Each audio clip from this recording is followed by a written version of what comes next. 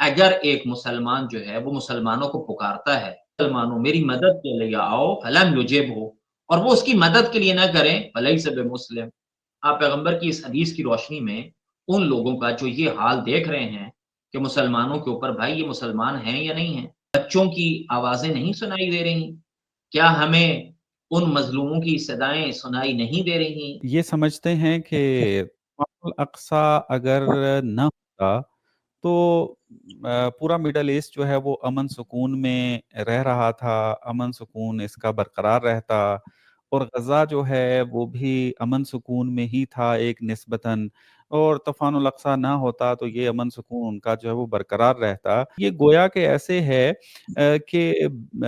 بلی کو دیکھ کر جو ہے وہ کبوتر آنکھیں بند کر کے اپنے آپ کو سمجھ رہا ہوتا ہے میں اب امن میں آ گیا ہوں، میں اب محفوظ ہو گیا ہوں، بلی اب مجھے نقصان نہیں پہنچائے گی۔ اب تیسرا بندہ آ کر کبوتر کو آ کے جگا کر کہتا ہے کہ بھائی آنکھیں کھولو، بلی تمہیں کھا جائے گی،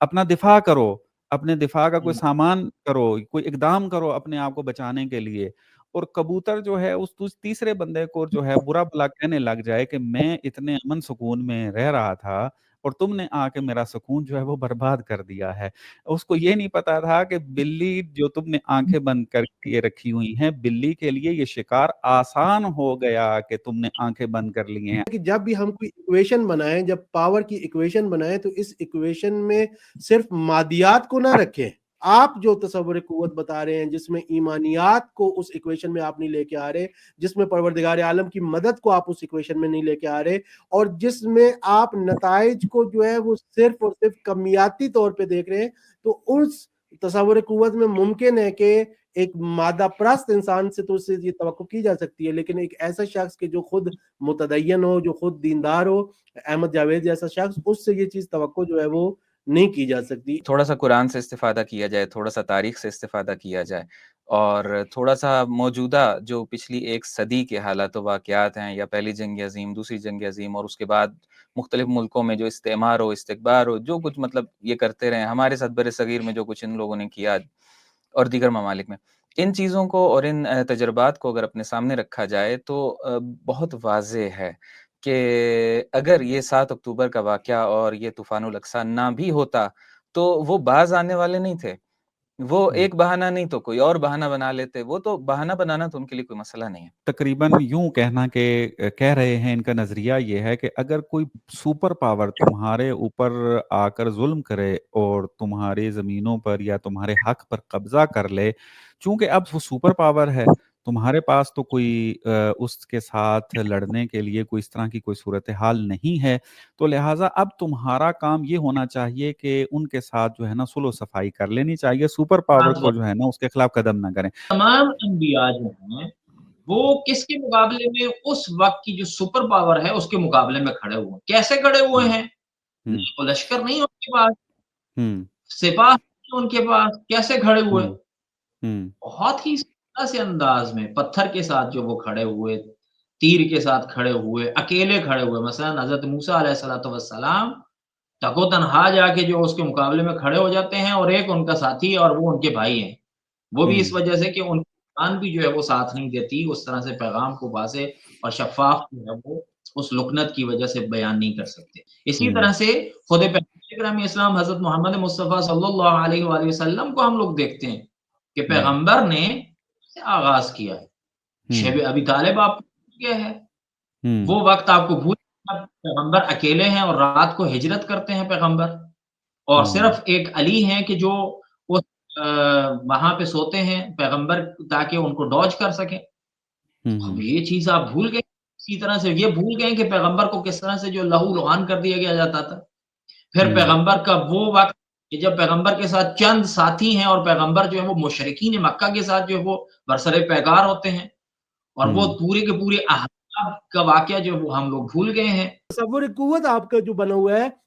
وہ مادیات پر مبنی بنا ہوا ہے، وہ تصور قوت آپ کا ایسا بنا ہوا ہے کہ اس میں جو کچھ ہے یہ بڑی طاقتیں اور سپر طاقتیں اور ان کی ٹیکنالوجی جو انہوں نے ہوا بنایا ہوا ہے اس کی بنیاد پہ آپ کا بنا ہوا ہے تصور قوت۔ اس تصور قوت میں حتیٰ آپ وہ مادی جو برتری ہے ہم کی اس کو بھی قبول کرنے کے لیے تیار نہیں ہے کہ یہ جو انٹیلیجنس کی برتری ہے, جو پلاننگ کی برتری ہے, اس کو بھی آپ قبول کرنے کے لیے تیار نہیں ہے. خبر فرماتے ہیں کہ طوفان الاقصی نے اسرائیل کو 70 سال پیچھے لا کر کھڑا کر دیا ہے. اس ایک جملے پہ اگر غور کر لیا جائے تو یہ بہت بڑی بات ہے جو رہبر معظم نے فرمائی ہے. کس طرح سے پیچھے لا کر کھڑا کر دیا, اس کی دلیل بھی انہوں نے اپنے بیان میں دی ہے کہ 70 سال پہلے جو وہ سوچتا تھا وہ اب دوبارہ وہی سوچ رہا ہے کہ ہمارا کیا بنے گا. ہماری یہ آبادیاں جو یہاں سے ہجرت کر کے گئی ہیں, ادھر آپ دیکھ لیں کہ لبنان کی سائڈ پہ جو ان کا ایریا ہے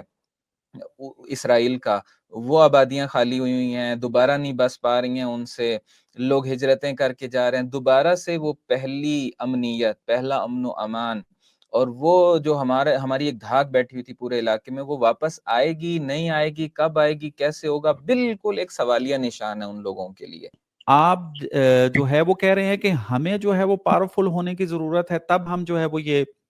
یہ کام کریں گے. تو خود پاورفل کیسے بنا جاتا ہے؟ پاورفل بنا جاتا ہے کہ آپ جو ہے اپنے ملک کے فیصلے مستقل بنیادوں پر کریں. لیکن ہم دیکھتے ہیں کہ جو ملک بھی اپنے ارادے مستقل بنیادوں پر کرنا شروع کرتے ہیں, یہ ان کے اوپر پابندیاں لگا کے اتنا ڈراتے ہیں ان کو کہ وہ اپنے ارادے سے منصرف ہو جاتے ہیں.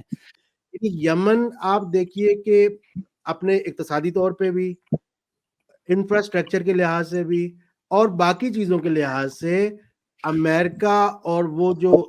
ویسٹ کا جو ہوا ہے اور جو اسرائیل کا ایک ہوا بنا ہوا ہے, اس کے سامنے کچھ بھی نہیں ہے. دیکھیے انہوں نے اپنی اسٹریٹجک پوزیشن کو سمجھا کہ اس اسٹریٹجک پوزیشن میں ہم لوگ کیا کر سکتے ہیں. ہم اس وقت باب المندب پہ بیٹھے ہوئے ہیں. یہ جو ہے وہ ایک ایسی اسٹریٹجک جگہ ہے کہ یہاں پر ہم دشمن کو نقصان پہنچا سکتے ہیں. انہوں نے نقصان پہنچایا اور بھاری نقصان پہنچایا. اور آپ یہی دیکھیں اسی ایکویشن آف پاور میں حتی خود حزب بھی جو ہے, یہ کون ہے, یہ جو ہے وہ کوئی منظم فوجیں تو نہیں ہے نا,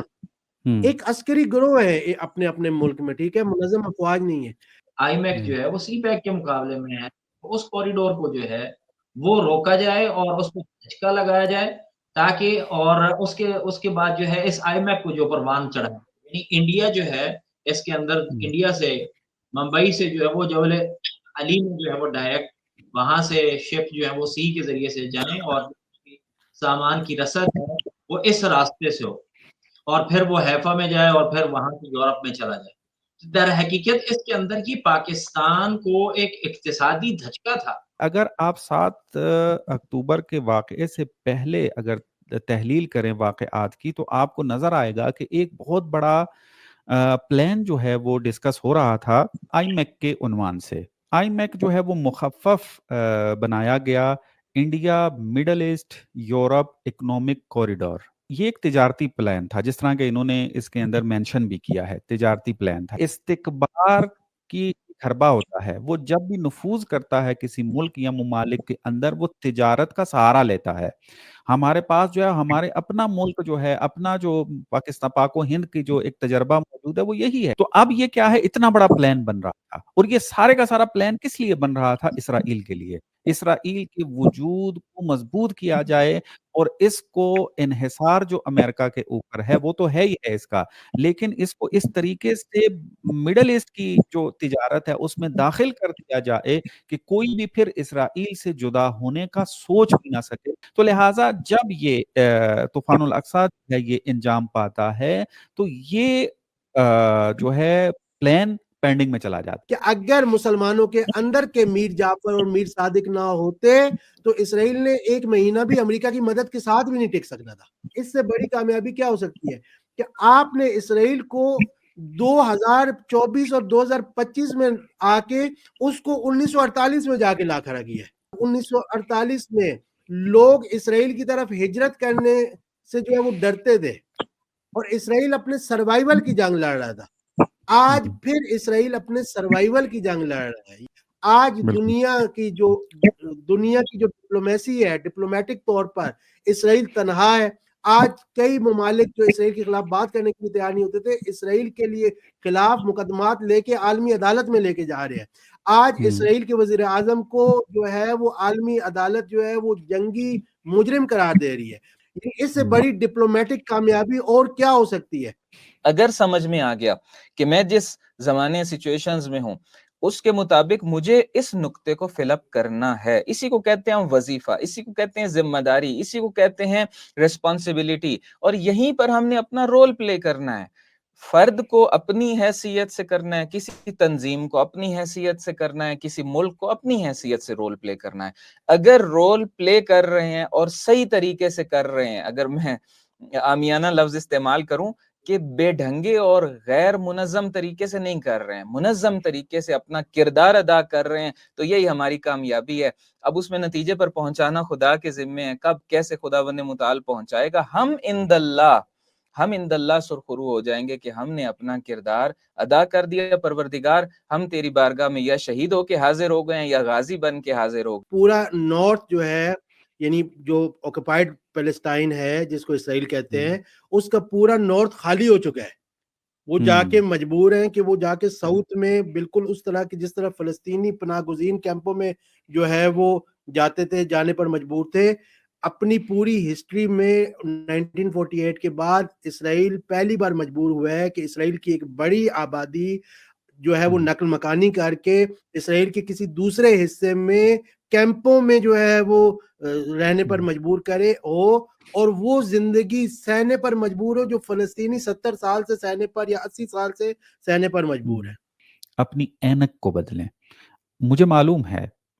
کہ احمد جاوید صاحب جب ایران کے بارے میں بات کرتے ہیں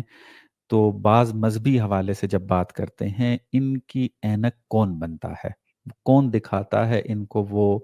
مناظر کہ جس کو دیکھ کر پھر یہ غلط فیصلے کرتے ہیں؟ تو آپ اپنے اوپر اعتماد کریں، اپنی ریسرچ اور سٹڈی پر اعتماد کریں۔ آپ ایسے افراد پر اعتماد نہ کریں کہ جو خود بھی اپنے تئیں معتبر نہیں۔